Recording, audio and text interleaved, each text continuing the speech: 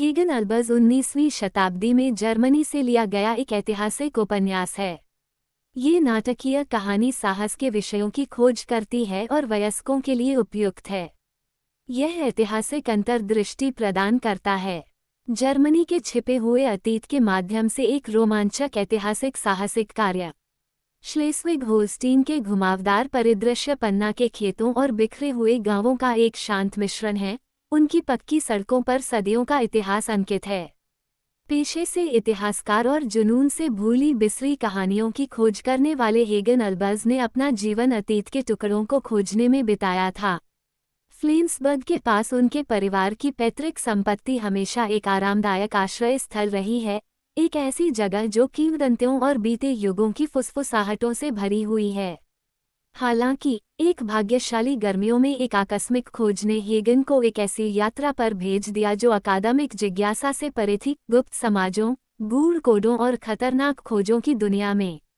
यह उनकी कहानी है, उजागर हुआ रहस्य। जुलाई की एक उमस भरी दोपहर थी जब कील विश्वविद्यालय में अपने शिक्षण कर्तव्यों से थोड़े समय के लिए छुट्टी पर आए हेगन ने अल्बर्ज एस्टेट के तहखानों को फिर से देखने का फैसला किया। यह एस्टेट, जो अपने विशाल मैदानों और गॉथिक वास्तुकला के लिए जाना जाता है, उनके परिवार की पीढ़ियों का घर रहा है। हेगन हमेशा इसके छिपे हुए कोनों पर आश्चर्यचकित होते थे, लेकिन उस दिन उनका ध्यान केवल जिज्ञासा पर था। जब वह धूल से भरे अवशेषों, पुरानी संदूकें, फीके चित्र और जंग लगे औजारों को छान रहा था, तो उसका ध्यान तहखाने की दीवार में लगी एक अजीबोगरीब ईंट पर गया।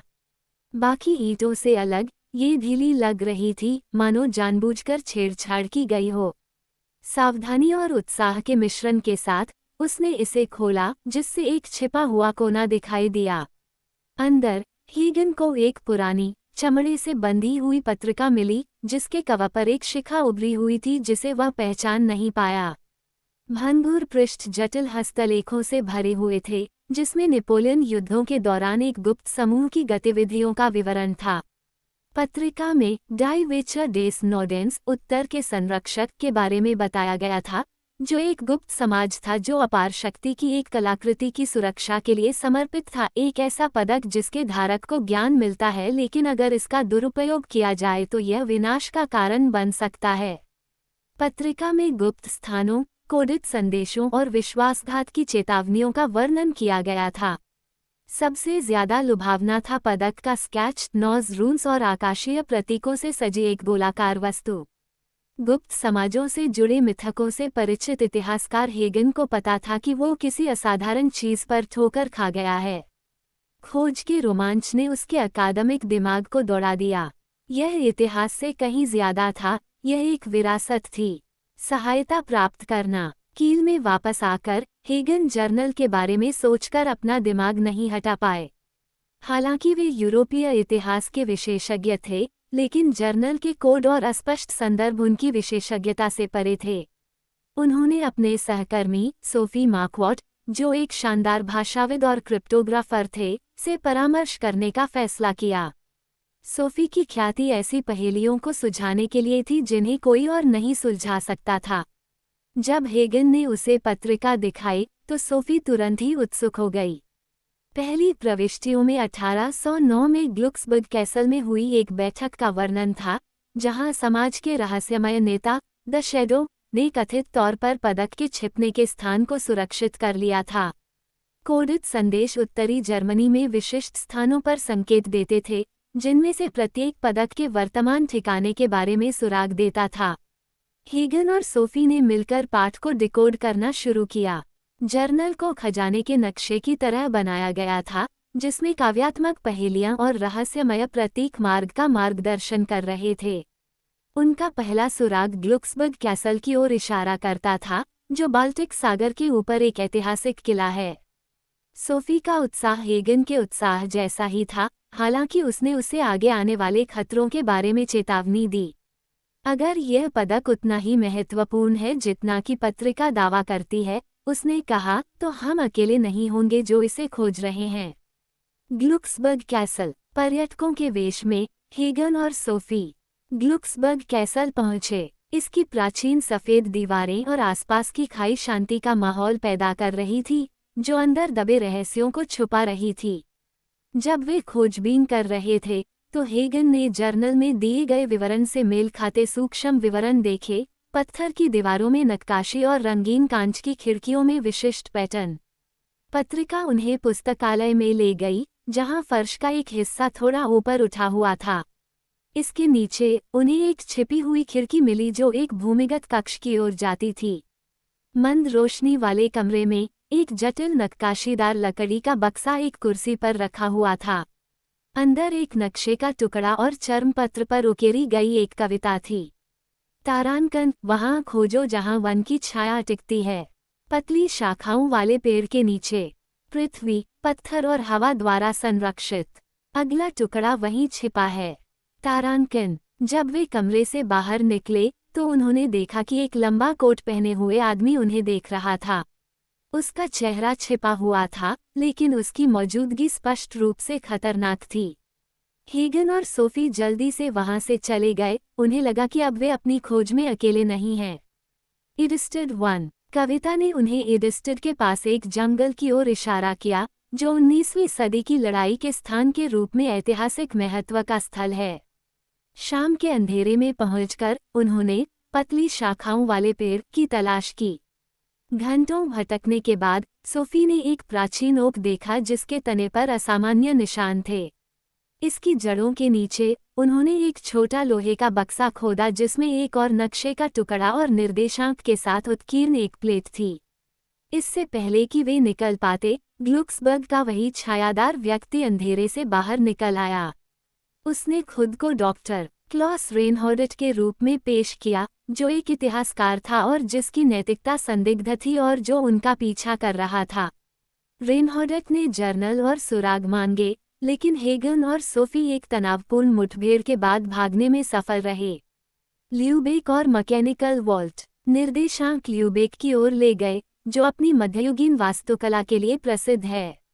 जर्नल ने सेंट मैरी चर्च के नीचे छिपी एक तिजोरी का संकेत दिया, जिसे केवल यांत्रिक पहेलियों की एक श्रृंखला के माध्यम से ही पहुंचा जा सकता है। सुराग लगातार जटिल होते जा रहे थे और प्रत्येक गलती से अलार्म बजने का खतरा था। हेगन और सोफी ने पहेलियों को सुलझाने में घंटों बिताए। एक में जर्नल में वर्णित तारामंडल बनाने के लिए आकाशीय प्रतीकों को संरेखित करना शामिल था, दूसरे में उन्हें नॉज रून्स को जर्मनिक अनुवादों से मिलाना था। अंत में तिजोरी का दरवाज़ा खुला, जिसमें डाई वाचटर डेस नॉडेंस से संबंधित कलाकृतियां और पदक के विस्तृत ब्लूप्रिंट दिखाई दिए। जब वे अपने निष्कर्षों को दर्ज कर रहे थे, रेनहॉर्डेट फिर से प्रकट हुआ, इस बार किराए के साथियों के साथ। उसने उनकी हर हरकत पर नज़र रखी और ब्लूप्रिंट की मांग की। सोफी, हमेशा की तरह तेज तर्रार, ने एक छिपे हुए तंत्र को सक्रिय किया जिसने कमरे को अंधेरे में डुबो दिया। अराजकता के बीच हेगन और सोफी ब्लूप्रिंट के साथ भाग गए, बाल बाल पकड़े जाने से बच गए। हेम्बर्ग में विश्वासघात। ब्लूप्रिंट हेम्बर्ग की ओर ले गए, जहां पहेली का अंतिम टुकड़ा इंतजार कर रहा था। जैसे जैसे हेगन और सोफी ने गहराई से खोजबीन की, उन्हें पदक के असली उद्देश्य पर सवाल उठने लगे। जर्नल ने इसे आशीर्वाद और अभिशाप दोनों के रूप में वर्णित किया, जो अपार अच्छाई या अकल्पनीय विनाश करने में सक्षम है। हेम्बर्ग में वे फिर से रेनहॉर्डेट द्वारा घात लगाए गए, जिसने एक चौंकाने वाला सच उजागर किया। विश्वविद्यालय में सोफी के गुरु ने रेनहॉर्डेट को गुप्त रूप से जानकारी प्रदान की थी, ताकि उसका करियर बर्बाद हो सके। विश्वासघात ने उन्हें झकझोर दिया, लेकिन इसने सोफी और हेगन के संकल्प को भी मजबूत किया। रुगन की चट्टानें। अंतिम सुराग उन्हें रुगन द्वीप की चाक चट्टानों तक ले गया। यहाँ जर्नल ने एक गुफा का वर्णन किया था, जहाँ केवल कम ज्वार के समय ही पहुँचा जा सकता था। खतरनाक मौसम और बढ़ती लहरों से जूझते हुए हेगन और सोफी समय रहते गुफा तक पहुँच गए। अंदर उन्होंने पाया कि पदक एक पत्थर की वेदी पर रखा हुआ था। इसकी शिल्पकला अद्भुत थी। इसके केंद्र में एक चमकते हुए रत्न के चारों ओर रूनिक शिलालेख थे।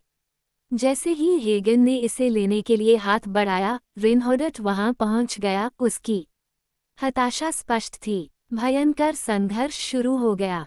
लालच में डूबे रेनहॉर्ड ने पदक को हथियाने की कोशिश की, लेकिन उसकी लापरवाही के कारण उसे घातक गलती का सामना करना पड़ा। वो फिसलकर खाई में गिर गया और नीचे अंधेरे में गायब हो गया। एक विरासत संरक्षित। हीगन और सोफी ने पदक वापस पा लिया, लेकिन इसका वजन शारीरिक से ज्यादा प्रतीकात्मक था। उन्होंने इसे अपने लिए न लेने का फैसला किया। इसके बजाय उन्होंने इसे ल्यूबेक की तिजोरी में उसके सही स्थान पर लौटा दिया, ताकि भविष्य की पीढ़ियों के लिए इसकी सुरक्षा सुनिश्चित हो सके। उनकी यात्रा ने न केवल ऐतिहासिक सत्यों को उजागर किया, बल्कि व्यक्तिगत रहस्योद्घाटन भी किया। हीगन के लिए इस साहसिक यात्रा ने छिपी हुई कहानियों को उजागर करने के लिए उनके जुनून को फिर से जगा दिया। सोफी के लिए यह विश्वासघात का सामना करने में उसकी ताकत और लचीलेपन का सबूत था। उपसंहार। महीनों बाद हीगन अल्बर्ज एस्टेट में खड़े होकर सूरज ढलने के समय खेतों को निहार रहे थे। अब ये पत्रिका एक संग्रहालय में रखी गई थी। इसके रहस्य विद्वानों और सपने देखने वालों के लिए समान रूप से संरक्षित थे। जैसे ही उत्तरी रोशनी रात के आसमान में नाच रही थी, हीगन को पूर्णता की गहरी भावना महसूस हुई। अतीत केवल घटनाओं की एक श्रृंखला नहीं थी, यह एक जीवित विरासत थी, जो पीढ़ियों को एक अखंड श्रृंखला में जोड़ती थी। हेलो दोस्तों, गब्राल आप सभी का स्वागत करते हैं हमारी जादुई दुनिया में। आप सभी से अनुरोध है कि वीडियो को लाइक करें और चैनल को सब्सक्राइब करें और कमेंट में बुकवर्म टाइप जरूर करें।